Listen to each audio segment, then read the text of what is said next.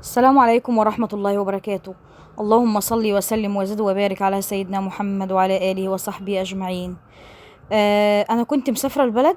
تمام. انتوا عارفين أنا قلت هسجل معاكم كل يومياتي أي حاجة بتحصل.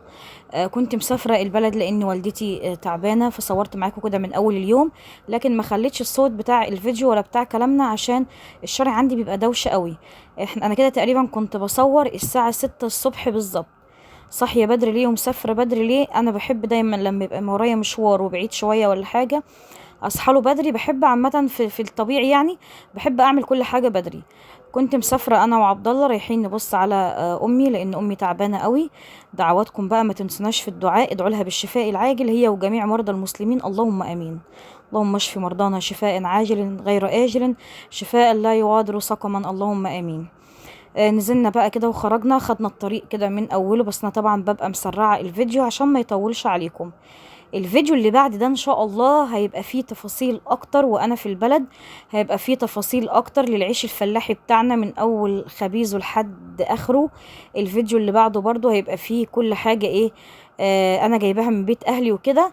بس طبعا خلينا في الفيديو ده الاول. اول ما تدخلي بقى كده على الفيديو اضغطي لايك، وروحي على كلمة اشتراك اللي باللون الاحمر، اضغطي عليها واختاري كلمة الكل بعد ما تفعلي الجرس عشان يوصلك بإشعار أول بأول كل ما أنزل فيديو جديد، وعيلتي تكبر بيكم إن شاء الله.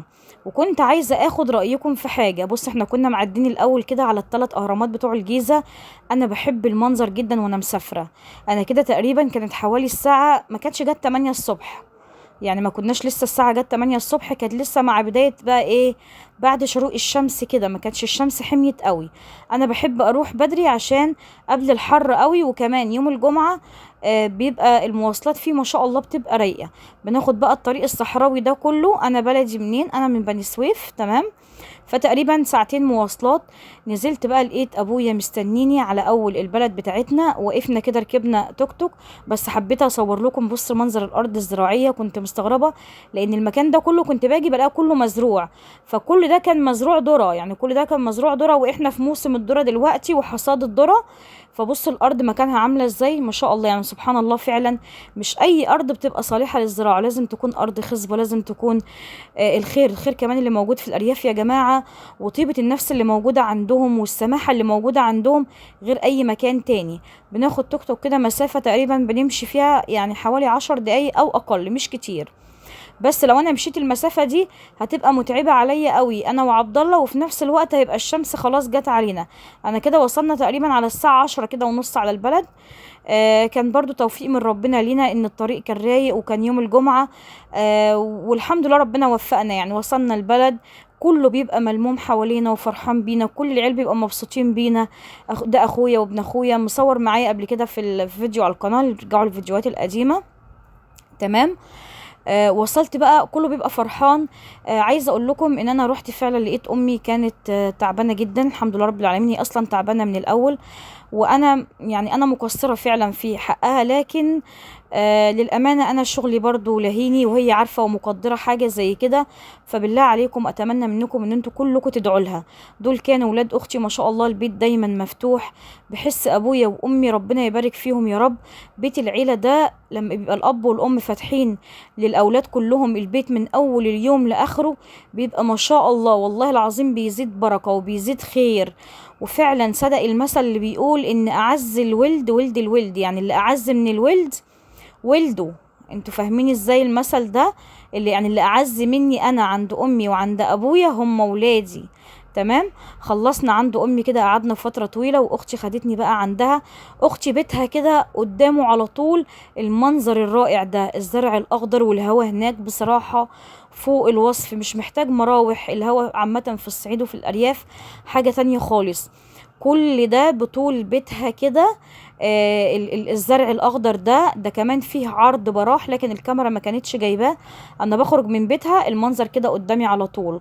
عايزه اقول لكم ان عبد الله كان عمال يلعب مع اولاد اختي، وهو مبسوط قوي بمنظر الزرع، مش عايز يروح، مبسوط قوي من منظر الزرع نفسه، ان هو جميل. وفعلا الخضره بتدي راحه نفسيه يا جماعه رهيبه.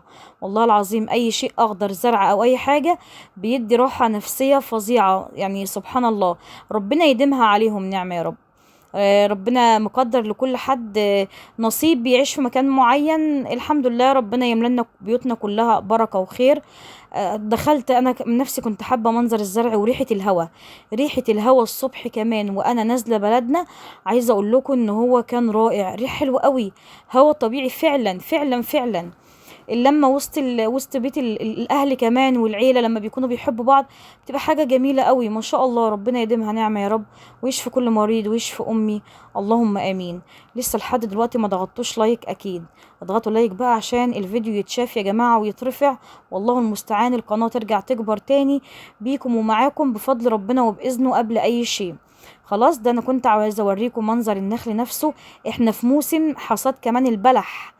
كانت اختي بقى حضرت الاكل، كانت عامله لي محشي وعامله لي فراخ ومحمراه بحاجه اسمها البروستو. تمام. انا عايزه اقول لكم ان انا قعدت 3 ايام، في ال3 ايام دول اكلت مرتين محشي. هم عارفين ان انا بحب المحشي ومش كتير ببقى فاضيه اعمله عشان شغلي، فهم عملوه لي والحمد لله تسلم ايديهم، كان زي الفل ما شاء الله. وجبت معايا حاجات كمان ليها فيديو لوحده، والله المستعان. كنت عايزه اخد رايكم ان انا عايزه اغير اسم القناه، اقترحوا عليا اسم واحنا نختار مع بعضينا اسم تاني غيره. ايه اللي مش عاجبني في الاسم؟ لا الاسم كويس وعاجبني، بس انا بقترح ان انا اغير اسم القناه. ايه رأيكم؟ كل اللي عنده اسم يقولهولي، بس يكون يعني حاجة برضو من مضمون اسم القناة نفسه القديم، ونختار مع بعضنا الاسم. اوعوا بقى تنسوني في الاشتراك واللايك.